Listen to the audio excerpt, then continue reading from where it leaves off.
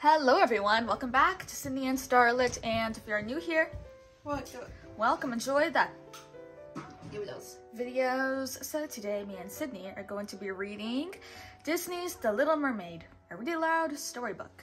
So let's begin. Who's that? Ariel. Under the sea, merfolk hurried toward King Triton's palace. Everyone wanted a good seat for the concert. The merfolk watched as Sebastian, the court composer, signaled for the music to begin. 6 of King Triton's daughters sang and swirled around the stage to the sounds of the underwater orchestra. Tonight, King Triton's youngest daughter, Ariel, would sing her first solo. But when the giant clamshell opened, Ariel was nowhere to be seen. Ariel! Bellowed King Triton. Nearby, Ariel had forgotten all about the concert. She and her friend Flounder were swimming around a sunken ship. Ariel loved looking for things from the human world above. It's wonderful, she cried, finding a shiny fork. Did you hear something? Asked Flounder. You're not getting cold fins, are you? Teased Ariel. Then Flounder spotted a large, dark shape swimming right toward them. Shark! He yelled.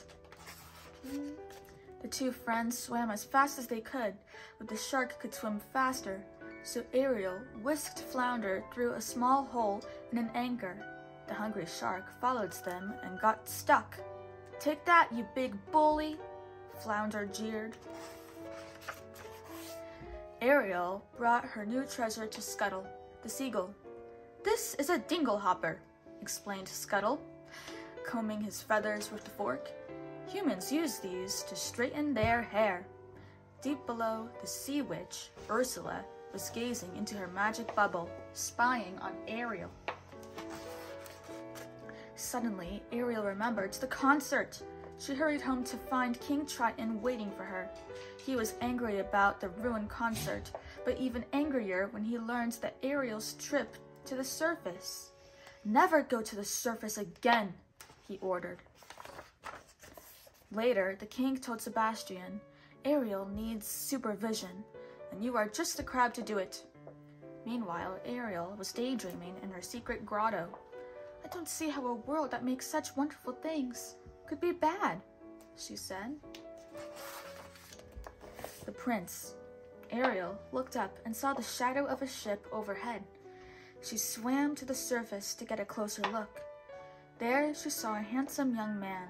The other humans called him Prince Eric. Hurricane a-comin'! A sailor shouted. Howling wind tore the ship's sails. Giant waves tossed it onto the jagged rocks. Prince Eric was thrown into the ocean. Ariel frantically searched for Prince Eric. Finding him, she needed all her strength for the rescue. Safe on the shore, Ariel sang to the unconscious prince. At last, he began to awaken. Someday, I'll be part of your world, she said, slipping into the sea. Minutes later, the prince's servant, Sir Grimsby, discovered him.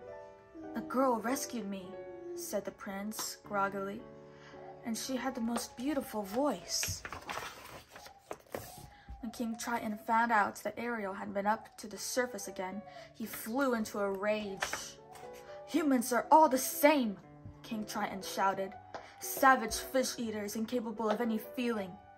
With a few strokes of his trident, he destroyed all of Ariel's treasures and swam off. 2 sinister eels interrupted Ariel's sobbing. We were sent by someone, they hissed. We can make all your dreams come true. The eels brought Ariel to Ursula, the sea witch, was willing to help Ariel in exchange for her voice. But Ursula added, the prince must fall in love with you by sunset on the 3rd day. If not, Ariel would change back into a mermaid and become Ursula's slave forever. The ocean turned as Ariel's voice was captured inside a magical shell, and her tail turned into legs. Prince Eric and his dog, Max, found Ariel on the beach. "You seem very familiar to me," said Eric. "Have we met?" Ariel could only nod. "Don't worry, I'll help you," he smiled. Although she looked like the girl who rescued him, Eric didn't think it could be her. She couldn't speak, much less sing. That evening, Ariel appeared for dinner in a pretty gown. To the prince's surprise, Ariel picked up her fork and began combing her hair, just as Scuttle had taught her.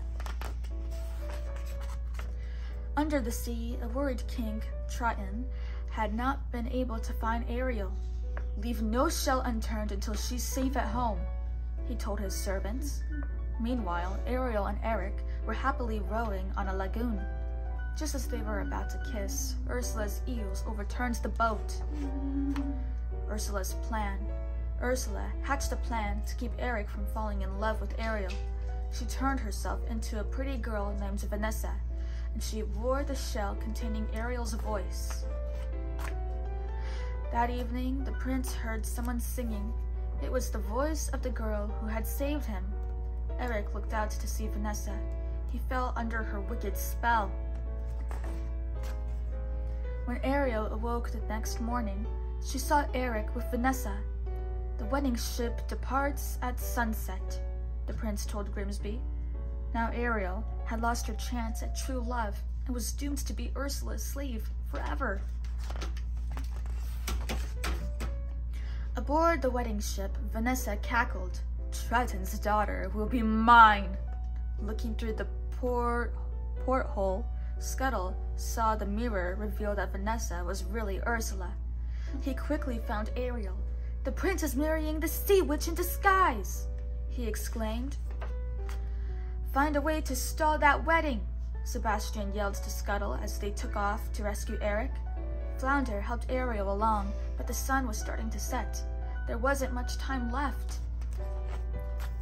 Scuttle and his friends did their best to interrupt the wedding. "Why, you little